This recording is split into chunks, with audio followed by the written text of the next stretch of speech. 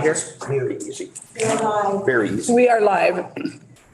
We are starting with the Coalition for Healthy Activity, Motivation and Prevention Programs. Oh my goodness. Do you want to talk to us about that? We do have the notes. Oh, no, you didn't do one. You didn't do your one on this. Right, as I'll explain. So I just want to, good afternoon. My name is David Inlander. I'm the Senior Policy and Legal Advisor to the Commissioner of Health. And I'm, as always, delighted to be before you. So Madam Chair, we can go to whatever order you like. I did helpfully provide, I think, a chart of all of the questions, and we can start with the easy ones if you like. The Coalition for Healthy Active Motivation and Prevention Programs. This does not exist. To the extent, and this is what happens in state government. I'm sure you've heard this before. I've spoke to people in the program who said, "Yeah, I seem to remember that existed at one point, but it doesn't. But it doesn't now." And not to jump, but Champs is in the same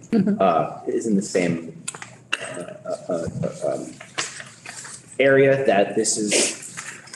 In talking with technical folks, staff who have been there for a long time, who was not ever participated, but when we walked the statute together, they felt that the functionality had been absorbed by the department and that there was not a need for the councils or reconstitution of the councils with themselves. Well, we like that. So, You're batting 1,000 here, pal. so can we take a vote on those two? Well, the one, But the council is both. this is the council for this. This is the program. This is the, yeah. Was this Birth Information Network Advisory Committee phone? No, but let's vote on those two And first. David, your recommendation is for the repeal of both of It's them. for the repeal of both. Yeah, okay. Thank you. So I'll move that we repeal the Coalition for Healthy Activity, Motivation and Prevention Programs. We'll do them separately, I think. Yeah. I think. I'll second that then. Okay. Any discussion on that one? Okay. All in favor? Aye.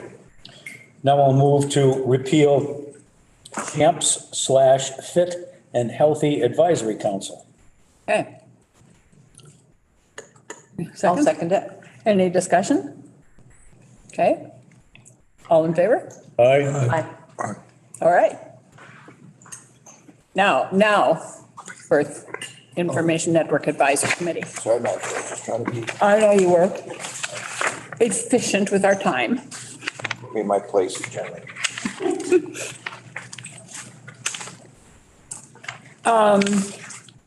But that one is in the same, It's similar. I'm sorry. My pen ran dry, and that pen is also dry. I hope that's not a metaphor or a portent. You got any lead in your pencil?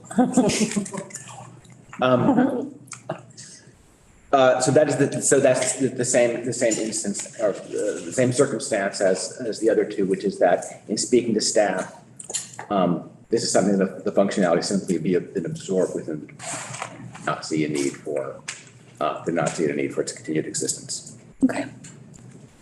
Repeal. Is that a motion? Was that a motion? Sure, I'll make that motion. Second. Okay. Any discussion on that one? Okay, all in favor? Aye. Okay, good.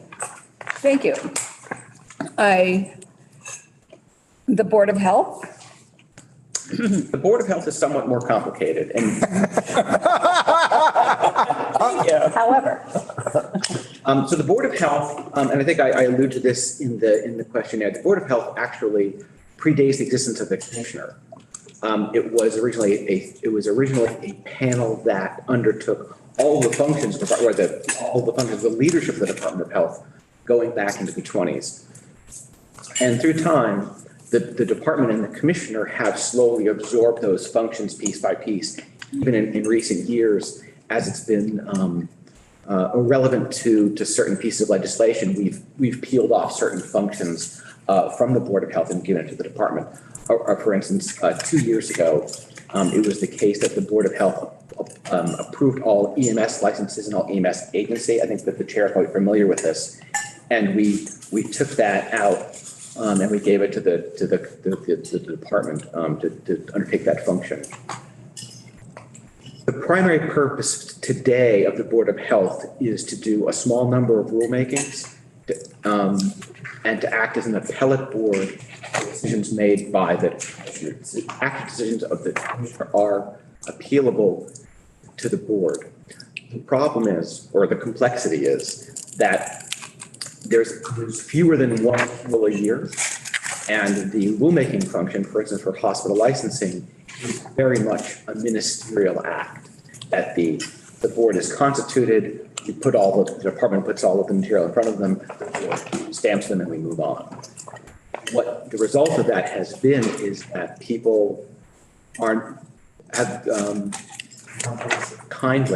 people feel that their time is better spent elsewhere than being a member of the board, given that the ambit of the board is so narrow at this point. Since I've been in the department, we've actually not had a full complement. There are supposed to be 7 members of the board. We typically have 5. And if you are doing a hearing, you need a majority of the board, not the majority of a quorum, to make a decision. And getting 5 citizens together at one place, people who lead busy and complex lives, has been extremely difficult. I will say the 2 last members of the 2 former chairs of the board both thought that the board had outlived its leadership at this point. And we do think that the appellate function could be transferred to the Superior Court Division of the Vermont court system. We're talking about fewer than 1, cases a year. And in terms of all the rulemaking and those functionalities, those can all be subsumed by the department. It would actually be a significant savings of efficiency on the part of the department because we spend so much time, administrative time, pulling the board members together and getting them in place and information. This isn't the same board that, where Medicaid decisions that's a different, what is the title of that one? Where they. That is the Human Services Board, and that's. Human Services, okay, right, that's what I thought. I just wanted to make sure that was not. Right. Yeah. Thank you, Madam Chair. So your recommendation, David, is to repeal this? It would be to repeal this. Oh. And I will just note, for council who might be working on this, the Board of Health is actually mentioned in many places throughout Title 18. So it will actually be the actual, the bill itself will be quite extensive looking, but the practical effect would be extremely small. Mm-hmm. And for council's benefit, we've actually done all this work. We actually have a draft bill ready to go. Oh, good. Great. Tim is very happy about that. Well then, unless there's any questions. No. And so that would include language with respect to changing the appeal process? Yes. Okay. Great. And is our intention to put that in here? Yeah, we should. I mean, In our bill, yeah, 'cause- great. Yeah, I just wanted to make sure that we understood that that's what we were doing. Okay. So I'll move to repeal, sounds weird, the Board of Health. No weirder than repealing the Board of Education. Very true. Well, I think they anticipate a little more reaction to that. Yeah. Second? Yeah. Okay. Any more discussion? Okay. All those in favor? Aye. Okay, thank you. Thank you.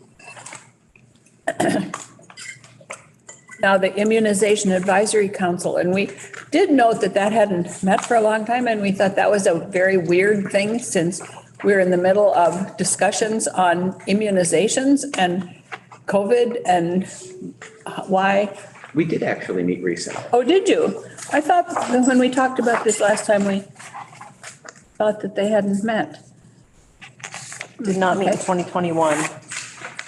2022 it reconvened. Oh, it reconvened in 22. Okay. Yes. Great. Okay, good.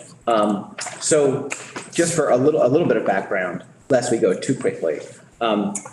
This was established in 2015. Prior to 2015, Vermont law allowed the Commissioner of Health to adopt a schedule for vaccines for those attending school. And we thought it made sense, given the attention that was being paid to vaccines, that there be a rulemaking function, rather than it just being by dint of the commissioner's decision, that actually we have to go through rulemaking. And to that end, we recommended there be an advisory council. So this is professionals in the area, and they provide advice to both the Commissioner of Health as well as the Secretary of Education. So this is an ongoing, and it is useful, I would say, in two ways, no fewer than two ways. One is that it allows us to get information from these health professionals from their different, or I should say professionals, not necessarily health professionals, education professionals as well, getting their perspective, and also allows a public forum for citizens who are interested in listening in on the conversation and participating if they wish. In addition to the rulemaking that follows any proposed changes to the vaccination schedule. The department would not recommend appealing this. I have to say, I think this is a pretty impressive makeup Yes. Yeah. membership. And you wouldn't recommend any changes in statute? We would not. Well, I'll make the motion that we would maintain the Vermont Immunization Advisory Council. Second. Okay. Any discussion? Any more questions? Okay. All in favor? Aye. Okay, great. Well, you are on a roll here.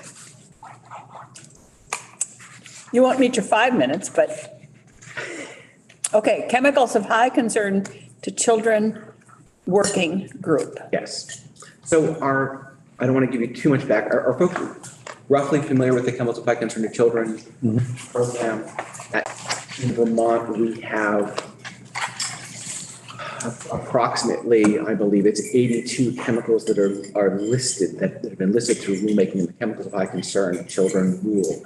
If a manufacturer is offering for sale or offering for free a children's product as defined by statute, they have to provide notice to the Department of Health. And that notice is then publicly available. The importance of the composed of scientists, but also individuals from the consumer protection side of things and also from the industry side of things, because their purpose is to review chemicals that are on the list to determine whether there should be more chemicals and whether any chemicals should be either prohibited, sold in a product in Vermont, or whether there should be mandatory labeling. So the whole idea of this is that there would be a fairly significant public voice as well as kind of from all sides. This was during the Act passed 188 of 2014, this was a fairly significant component of that if we were going to be one of the first states in the country to require exposure of certain chemicals, that there be a forum for discussion about that. I will say this, that it has not met in a few years. That is actually the fault of the department. In addition to COVID, it is something that has kind of has just taken a back seat. The program continues to roll on. We do need to collect information. Last I knew, we had collected 2.4 million products that had been listed as sold in Vermont. Some of that is a function of very large companies, without giving you too much information. Some large companies, such as Walmart, don't know what appears in their products, and so they simply list all of their products. I had a conversation with Walmart, and they said, we can't get by with this. We don't know what's in our products. And I said, great, I'm going to say that in front of Elcar. But there are large companies. There's another company whose name is escaping, makes children's product, and they're in the same boat. They simply report all of their products as containing all of the chemicals, so they don't have to go through and figure out through their chain precisely what's added to each. But it does provide notice to a member of the public if they want to know what is in their what is potentially in the product that a child has access to. Rob, you have a question? Well, I do. So, I mean, you said a couple things that just made me wonder here. I mean, I understand the intent behind this, but so first off, if they haven't met in a couple of years, so does that mean that no new products have been introduced into Vermont for children to use? You know, the new products are always being introduced and Right. they're being provided. It's that the council has not met to review the list of chemicals to determine whether or not some of them should be prohibited from sale or required to be labeled. So I guess that might, so are we talking about new chemicals or are we talking, I mean, without being a chemist, I mean, are new chemicals introduced regularly where Yes. you would have to go back and have that conversation versus the 82 that are already? So it's a great question. As it's constituted today, the chemical, it has to be chemicals that are existing on the among the 82. But to answer your other question, new chemicals are being introduced every day. And the Department of Health actually needs to go through and be reviewing those chemicals. The problem, frankly, is the volume. We've actually have been developing a system by which we could actually prioritize how we review them, because there are thousands of chemicals, new chemicals, that are introduced every year. Okay, thank you. So I think I was on health and welfare when that was first passed, but maybe it was the. It was the revision. Okay. And there was some concern by some of the manufacturers that, I don't want to say and mischaracterize what they were worried about, but they felt there might have been a overemphasis on prevention, if you will. That doesn't sound very good, but there was some squawking. Let me just put it in plain English from the manufacturers. Is that still true, or are they pretty happy with the balance that's achieved? I don't want to speak from them. I have not heard any squawking recently. Okay. Because they have now built this into their workflow. Because also there are other disclosure programs in Washington, California, and Maine, and other places. That was my second question. Are we still the only state? So no, there's now 4? There's more than 4 that are getting up and off the ground, but there are 4 that have been up and running for a while. Okay. Thank you. And to the extent that we can, we try and harmonize, particularly with Maine and Washington, because California, as you might imagine, is completely different, because they also have 60 people and we have half a person. Wow. But I haven't heard many sides at this point. So, any more questions or concerns, comments? So the recommendation is to maintain Yes, it. maintain. Make the motion, Madam Chair, that we maintain the chemical concern to children working group. Second. All right, any more discussion? Okay, all in favor? Aye. Aye. Okay. I think that does it for you. We don't have, I have 2 more on my list, no? 1 more on my list. Okay. Okay? No, I don't have them on the, Pain Management Advisory Council.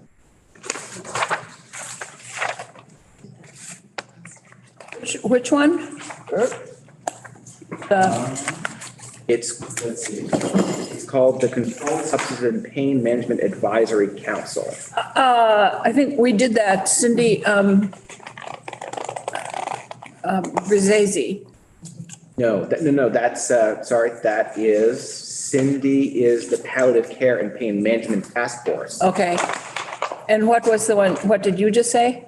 And I just said, Madam Chair, you can't. Controlled Substances and Pain Management Advisory Council. So palliative care has to do specifically with palliative care in the palliative care setting. This has to do, this is a funny title. It's a hilarious title. I think we can agree. Is actually about prescribing. There were some senators in a certain committee who wanted a sort of an anodyne prescription. That, what it's really about is about prescribing. Okay, So do you want to talk about this or, well, I think we have already done it on August 22nd okay. We did. with Kelly Doherty. Am I right? Oh, I don't know. and what was the decision? I think we voted to maintain it. No, No, the notes are, SAC reviewed VDH questionnaire on August 22nd, 22, and recommends possible repeal depending on Vermont Department of Health. so we're waiting for you to, That's what I like to hear. You were right. Months. Not in so many words, but okay. So we did talk about it. Yes. Had some questions, but we needed to hear from you. Excellent. Okay. So just very, very quick background. This actually comes from, there were a whole assortment of, in 2013, when the Department of Health and other health departments across the country started looking at prescribing habits and starting to condition the prescription of opioids for pain and benzodiazepines for pain, and looking particularly about the concern about the combination of those two. There were a whole series of advisory councils that were established, including related to, there was one called the Unified Pain Management System Advisory Council, or UMPSAC. There was the Vermont Prescription Monitoring System Advisory Council, and then there was a prescribing council. And the idea of this was, let's take all of them and put them into one place so that if it was rulemaking, we could go back to a large group of stakeholders. The long story medium is, we have gotten through all the birthing pains of what these regulations look like in terms of there are now norms around if you are prescribing opioids for the first time, you have to check the Vermont Prescription Monitoring System to determine has a patient received opioids from another provider? Are they on a benzodiazepine? If they're on a benzodiazepine and it's determined they also need opioids, then they should be prescribed Narcan. This is now just part of the workflow of physicians and other prescribers in the state. So this was created the council was created at a time when we were looking for a tremendous amount of feedback because we were trying to figure out how it could work. We now kind of all know how it works.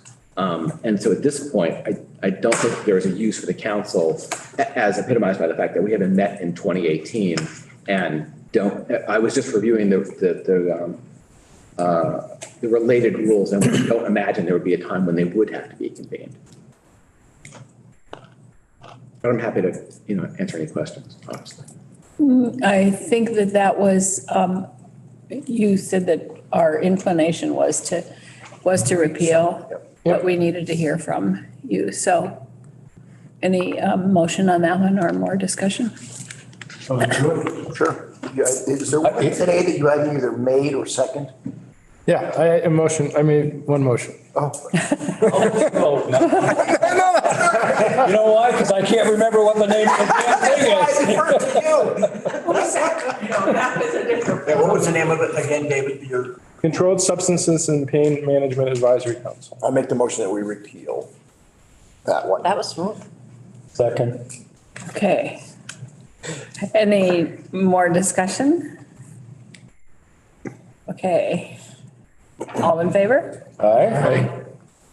Opposed? I will say that when, in 2013, when all of those were set up and they were looking at making recommendations and stuff, I heard very clearly from my pharmacist and from my doctor both that the rules, I don't know, the practices that came out of them were meaningful and helpful. So I think it was good that we set them up when we did. And both our pharmacist and my doctor said that they made a huge difference. See, my doctors, it's between us, we're not on tape or anything, right? Well, we're live on YouTube, but Besides that, I always ask my doctors their experience, and they frequently complain. But when I talk to them more, it's not about the rules, it's about how their practices Yes. implemented them. Yeah. I've heard nothing but praise from the pharmacists. I would also say this, and I could send this to you. It is astonishing, the drop in the number of prescriptions, the drop in the dosage, and the drop in the length of prescriptions is incredible. I mean, I could literally send you a chart. It worked wildly beyond our hopes, that you just see prescribing going up and up and up, and then just as the rules take place, they just drop in very, very evident ways. It's going to take a generation and a host of modalities to kind of get ourselves out of it. Yeah. It has been a critical piece. Yeah. Thank you. Okay, you had said you had one more. I think That was it. Oh, I thought you said you had two more. I thought he did too. you know what, here's the thing I did, but then I realized that, that David Hurley, I believe, already spoke with you about the Board of Medical Practice. Yes. Yes. That he was still on my list, but He did. You weren't wrong, but you were mistaken. that is my daily, that is with each breath. Unless, of course, you want to straighten us out on the retired employee pension You know, I have, committee. Oh. Yeah. Okay. All right, thank you, David. thank you very much. Thank you. Appreciate your time. David, I'll be in touch so we can work on updating some of those appointees. I'm Tracy, so when I email you, you'll know. Wonderful. Yeah, I'll send you an email. Great. Oh, yes, we did forget to introduce ourselves. I'm This time I We're all good. figured he knew everybody. He does now. Are you still doing stand-up or? No, just kidding. We're very entertaining. This isn't enough? You are very entertaining. Makes us real money. I did actually do stand-up for a little while. Not well, but I did. Well, I can believe it. All right. And I'm returning your working pen, and I will dispose of your iPens. Thank you. Thank you very much. Thanks, David. Good to see you. Thank you again for all your help. Okay, now, Cassie was not scheduled to be here until 1:45, but she has come early. So we can jump right to Vida. Hello, can you hear me? Indeed. Can, you know everybody? We'll I introduce. don't ourselves. think I do. Okay, let's introduce ourselves. Matt, do you want to start? I'm Matt Kraus. I'm from Stowe, and I'm one of the gubernatorial appointees. Senator Collmore from Rutland. Tracy DeLude, I work in the governor's office on boards and appointments, and we've worked together. Nice to see you. Hi, Tracy. I'm Jeanette White, Senator from Windham County. John Gannon representing Halifax, Whitingham, and Wilmington in the House. Rob Leclerc, representative from Barry Town. Terrific. Thank you. And I'm Cassie Polimas, CEO at Vida. Great. So do you want to talk to us about Vida? We did have a question on, we've talked about it before, but we have a question about number 6 on the completed survey. I'm looking for mine here. Yeah. I can make this very brief. I don't know that there's a whole lot to do about it, but, maybe if I address the first issue, which was the advisory panel and whether or not that needed to continue on in existence. And that is in relation to what eventually became the Vermont Agricultural Credit Corporation. So we now have the Vermont Agricultural Credit Corporation, and that advisory panel has not met, well, I guess it was formed in predates 1999 when VAC was created. So it seems, very much to be a panel that is no longer needed. It's a moot panel, if you will. And so that was how I answered the questionnaire as far as, is that is that panel still necessary? So then sort of that ties into question number 6. And I don't know that there really is an answer here, but so the Vermont Agricultural Credit Corporation was created under VITA. It's a separate nonprofit corporation, and it's governed by the same 15-member board that governs VITA. I cannot tell you why. I'm sure there were very good reasons why a separate corporation was established for the purpose of originating loans to farmers and agricultural producers.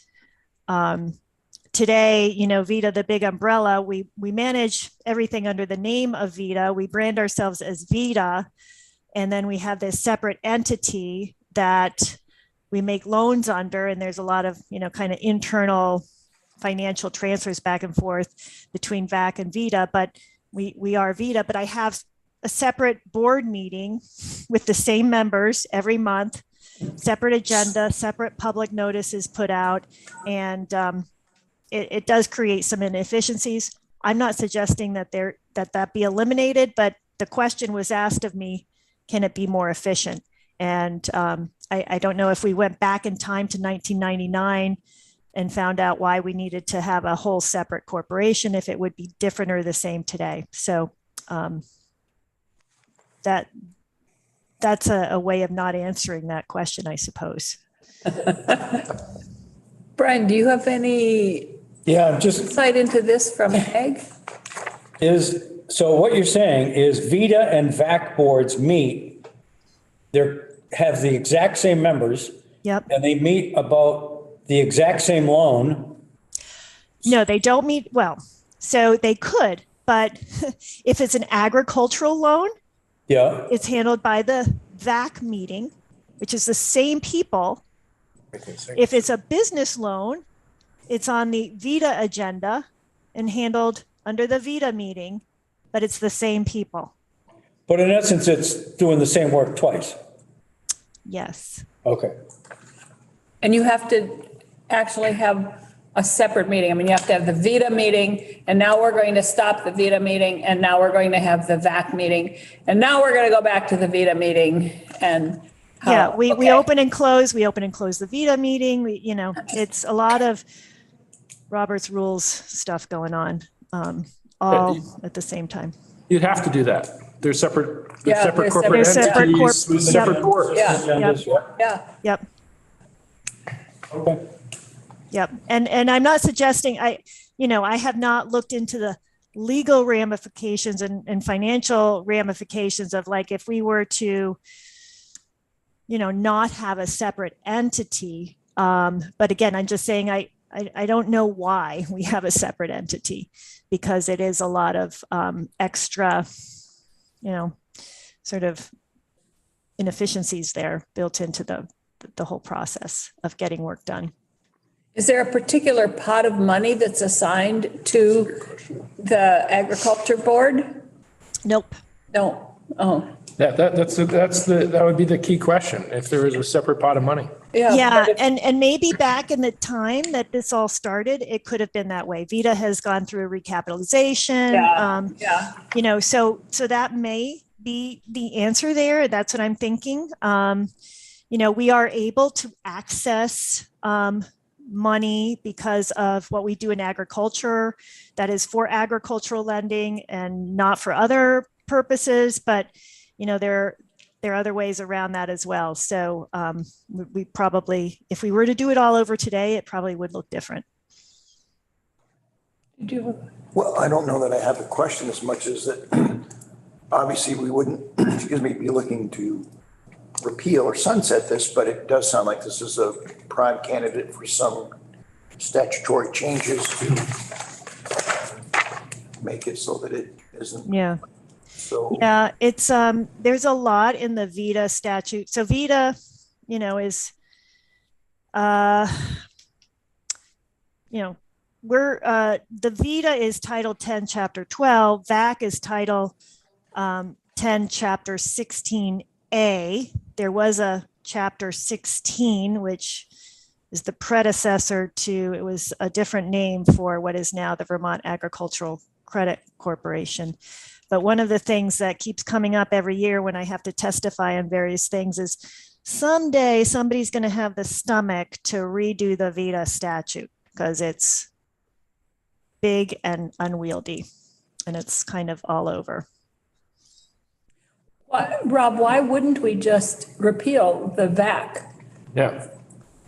I don't know that I have a good question or answer for that, but I Did you thought statutorily there was some. Well, but if we repealed it, then all those ag loans just go under VITA. Are you still eligible for the agriculture funding if VAC goes away? Well, so the funding that we have, and I wouldn't want, I'm not suggesting I'm not recommending even that we do this today, but it may be something that we look into. We do have a source of funding that goes specifically towards our ag lending efforts. And I would just want to make sure that the borrowing entity could be VITA. VITA is very much on the hook for that money. We are on the legal agreements, but because it's through the farm credit system, they want to make sure that we make ag loans with that money. Yeah. So if we were to do what Madam Chair had suggested and recommend repealing or sunsetting it today, as you may or may not know, it still has to go through the legislative process. Would it be better for us to start that process and then in the meantime, give you and others the opportunity to go through and see if there's a reason to stop it or just let it continue on? As opposed to trying to start it sometime later in a different way. Does that make sense? Yeah. Well, what would be the next opportunity to start it? The reason I ask is honest. I'll just be very upfront. I have a lot on my plate right now, and I don't know if I have the time to look into all the ramifications of sunsetting it. Yeah, nothing's going to happen shortly here. I mean, this will have to go through next year, next session. So you would have, I suspect, plenty of time. But in order to sort of start it again, you would have to have a standalone bill potentially get introduced either on House or Senate side to address the issue. Mm-hmm. Yeah, the only question I would have is that just made me think of this, Cassie, was that if there are specific federal funding streams, and if VITA could apply for those funding streams, or if it has to be an ag agency, an ag that applies for them. That's the only thing I can think of, that the reason that they might have set it up this way. Yes. Yeah. But So I have another question. Are we talking about three different situations? There's the Agricultural Finance Advisory Panel, which you do recommend we sunset. Yep. Correct. Then there's VAC and VITA as separate sort of issues. Mm-hmm. Okay. Right. So I'm recommending that the panel be sunset. Yeah. Okay. Well, we can vote on that. Yeah, for sure. And I'm trying to think, But would the agriculture committees be I guess they'd be the jurisdictional committees. Yeah. Mm-hmm.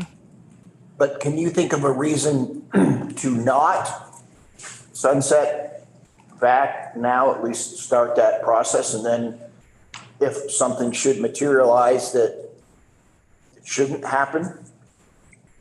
My gut tells me it's going to be a lot easier to stop it than it is to start it again. Yeah. Yeah. Uh-huh. Yeah, I mean, they'll be receiving federal money, but nothing will have changed until the session starts and the bill is taken up. And it won't pass. The bill wouldn't be finalized, my guess is, until May of this year, or even the next year of the session. We have done that before, for your information. We've repealed a board that we knew we actually, on that one, we knew it wasn't going to be repealed, but we sunsetted it, repealed it, so that it forced the legislature to start looking at it. And that's, if that's what we did here, then it would force the ag committees and the economic development committees to look at it and say, oh, you can't do that because we'll lose all of our federal ag money. But then they take that up and they take it out of the bill. Is this my only opportunity? Is this committee not meeting again after today? We're meeting in November on the 16th, but we'd like to have our bill done by then so that we can approve the bill as it goes to the legislature. But if you have qualms about it, then I would say, let's not do it. Let's just repeal the panel and leave the rest alone for now. Yeah, I guess I'm not comfortable at this point. It's a pretty major step, and I understand, that I can come back and say, nope, take that back.